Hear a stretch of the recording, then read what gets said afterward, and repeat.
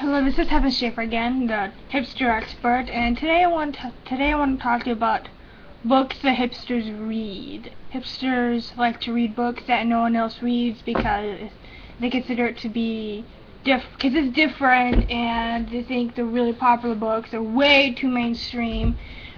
So reading that non-hipster books are really boring to them. They're like, ugh. They have this interested face about it. You reading that book? Well, I'm reading this book called The Great Gatsby. What are you reading? Harry Potter? Well, like J.K. Rowling is going to be remembered 100 years from now, I guess. There are many other books that they read, like for instance The Catcher in the Rye, which is actually about a hipster, so to me that is the most hipster-like book you can read. It's a book about a hipster who acts like a hipster and everybody's fake, and he's kind of snooty and knows how fake society is, which is how they see themselves, and the main character is around the same age as they are. They like The Great Gatsby because, again, they connect with the characters as someone the main character who's set apart than everybody else in the book. This person in the main character, Nick Carraway, is more poor than the other characters, and they feel he's probably more real than the other characters. Some of the other more popular books hipsters read would include Extremely Loud and Incredibly Close, the book that was turned into a movie by Tom Hanks, by Jonathan, and another book which is also written by him that hipsters tend to read is Everything is Illuminated. They also like to read On the Road, of course, The Bell Jar, Lolita. The Infinite Jest is a really popular book. In fact, according to Huffington Post, you're not a hipster unless you read The Infinite Jest. That is apparently the most important book that hipsters would read.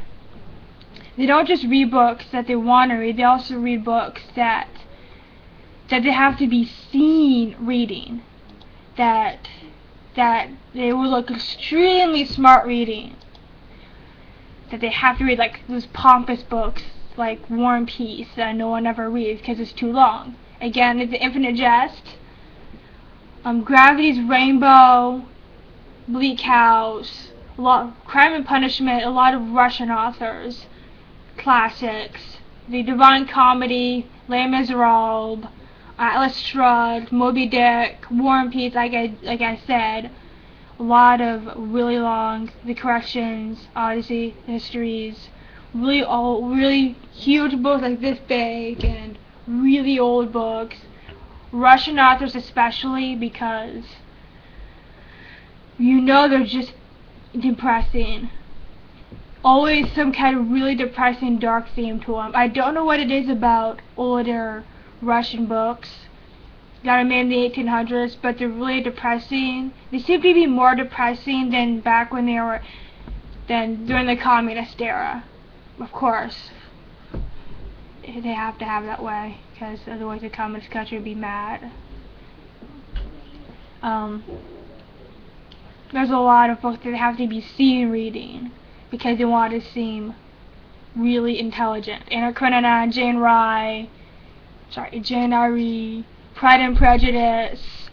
They would feel like they're not exactly a hipster if they read books that no one else is reading. Not your Harry Potter or the Twilight. It's everybody's reading, which I understand that, to be honest with you, especially the Twilight part. I'm not a huge fan of Twilight. I actually happen to be related to someone who's really in love with the Twilight series, and I just think to myself, oh God, I really wish I had pretended to be interested in it, because now she's always telling me, oh, I love that part in the Twilight series book, that was this part, and then that part, that was so amazing. And I think to myself, Twilight? Really? We come from such an amazing background of beautiful authors, well-written authors that have depicted beautiful scenes of cemeteries that are beautiful, and forests and trees, and there's Jonathan Swift and Emily Bront, and now there's Twilight? out of all the beautiful descriptive words that existentialism, and during existentialism, escaping the forest and escaping the nature and getting back to your roots, there's this series of let's make love to a vampire who wants to eat you alive and suck all your blood. I don't understand that. So in terms of books, hipsters really understand what's going on. A lot nowadays, it's the classics are being ignored, and I don't think many people are creating new classics. I don't know any of the books that are being published now will be remembered many years down the road. Maybe Harry Potter because they're so popular, but I'm kind of hoping that some really, really unpopular books that have been really well written will be popular longer in the future, more than Twilight or Harry Potter or the series about the girl who likes sex. Really weird. I forget what it's called. I think it's 50 Shades of Grey series. I'm hoping that people will start being interested in the indie books that even exist. The unknown books more often than the really popular books, because I find that some of the unknown books are actually more interesting than the best-selling novels, which is the whole idea of why hipsters don't often read the very popular books. They often read the ignored books. Well, that's all I have time for today. Till I figure out some other time to make another hipster video. Bourgeois! Au revoir! Or whatever. Bye.